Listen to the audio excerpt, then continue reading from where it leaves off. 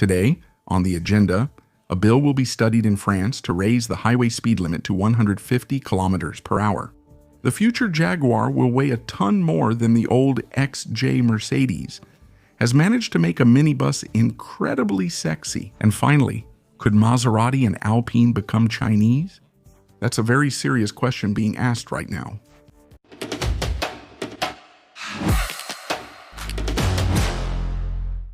Will highways in France soon be limited to 150 km per hour? In any case, that's the proposal of a senator, a certain Louis Vogel. He has submitted a bill, and not just any bill, to increase the speed limit on highways to 150 km per hour. So before you rush to either pop open a bottle of champagne or start a petition to limit highways to 25 km per hour, depending on your side, there's still a bit of time, but the idea is to turn some of our stretches of asphalt into a sort of light version of the German Autobahn. This measure would only apply to the sections of highways considered the safest. At least 3 lanes, a perfectly maintained surface, and proper signage. And even then, there will be selective entry. If you're a young driver, forget it. It'll always be 110 for you.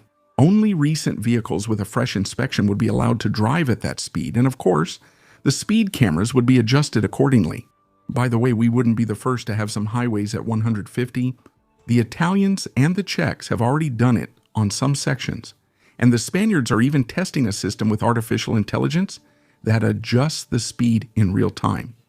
But that's where things get complicated. That's when the doomsayers and tree lovers come out of their slumber.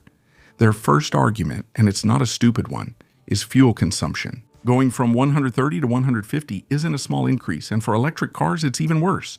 The range would melt away like snow in the sun. The other main argument is the time saved over 100 kilometers. Driving at 150 instead of 130 only saves you 6 short minutes. All that, yet faster speeds just increase accident risks and make impacts more violent. That being said, whether you crash at 130 or 150, unfortunately, the result is often not much different. So, is this proposal brilliant or completely off the mark? The road to its adoption is still long, filled with parliamentary obstacles and heated debates. But one thing is certain, it has the merit of raising the question. Our cars have made a spectacular technological leap in terms of safety. The question is whether we, the drivers and our infrastructure, are ready to keep up. So for or against highways at 150, let me know in the comments. Next, Jaguar. That name brings to mind images of sleek sports cars and luxurious sedans speeding along English country roads. But today, it seems that Jaguar has decided to start building monuments. Their next big release, a 4-door Grand Touring fully electric, is on the way, and it's going to be heavy. Really heavy. We're talking about a weight of 2,700 kilograms. To give you an idea, that's a ton more than the old and graceful XJ sedan, a ton. It's as if Jaguar took an XJ and bolted another small car on top of it. So why this behemoth on wheels? The battery, of course, a huge 120 kilowatt battery that promises a range of 700 kilometers. That's good, we'll be able to go far, but at that weight, we're not traveling anymore, we're moving a tectonic plate. Jaguar promises us that this car will be truly unique and emotionally captivating. For now, the emotion I feel is fear. Fear for the future of the brand. That being said, there will be power more than 1,000 horsepower, 3 motors including 2 at the rear. For a 0 to 100 announced in just over 3 seconds, the project has been delayed. Of course, the software would only be 80% finalized. And to top it all off, it's big, almost 5.2 meters long. So that's where we are, Jaguar. They're producing an electric car with over 1,000 horsepower, a range of 700 kilometer dragster acceleration, and the weight of a third of the Eiffel Tower. All with a look that's bound to get people talking about Mercedes-Benz. For decades, they've made us limousines, sports cars, symbols of success. And then one day someone in Stuttgart must have thought, what if we tried to crossbreed an S-Class limousine with a boathouse? The result, ladies and gentlemen, is called the VLE. They tell us it's the replacement for the V-Class, but it's much more than that.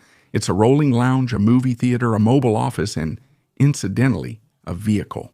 They decided to take the van concept and stuff it with technology until it bursts. Let's start with the design. The grille is huge, hexagonal, and you can even light it up at night in case people haven't seen you coming. The craziest part is that this machine has a drag coefficient of only 0.25, which is almost the same as a Tesla Model Y. But it's on the inside where the craziness really begins in front of you. You have 3 screens, and in the back a 31-inch 8K screen that comes down from the ceiling. You can even add an audio system with 22 speakers, and that's not all. The VLE has rear-wheel steering, which gives it the turning radius of a city car. Under the floor, it's a powerhouse, a 115 kW battery that promises more than 700 km of range, and with the 800-volt architecture, you can recover 335 kilometers in 15 minutes. When it comes to power, you have options. There's a sensible version with 276 horsepower, and for dads who are in a real hurry, a wild version with 415 horsepower, which propels you from 0 to 100 in 6.5 seconds. Picture the other drivers' faces at a red light when you're in a van. So, what is this Mercedes VLE? It's a show of strength. It's Mercedes telling us, look at what we can do. We can take the least sexy object in the automotive world, a van, and turn it into a concentrate of luxury and absurd technology. It's ridiculous, it's excessive, it's completely useless, and at the same time, absolutely brilliant. And finally, Alpine and Maserati, these jewels of our European heritage, could they end up in Chinese hands? That's a very serious question being raised right now. Let's start with Alpine, the little blue sports car that gave much bigger competitors a run for their money. But in Formula One, recent history has been less glorious. The team is still stuck in the middle of the pack, and meanwhile, the new big boss of Renault, a certain Francois Provost, seems about as interested in motorsport as I am in knitting. He has begun dismantling the legacy, canceling projects, and making the Formula One team's future very unclear. And that's where things get really interesting, because a Formula One team, even if it doesn't win, is worth a fortune. And who has a fortune right now and a crazy desire to show off on the world stage? China, the giant Build Your Dreams, which already sells more cars than anyone else over there, has its eyes on Formula One. They don't want to start from scratch. That would take too long, too complicated. No, they want to buy an existing team.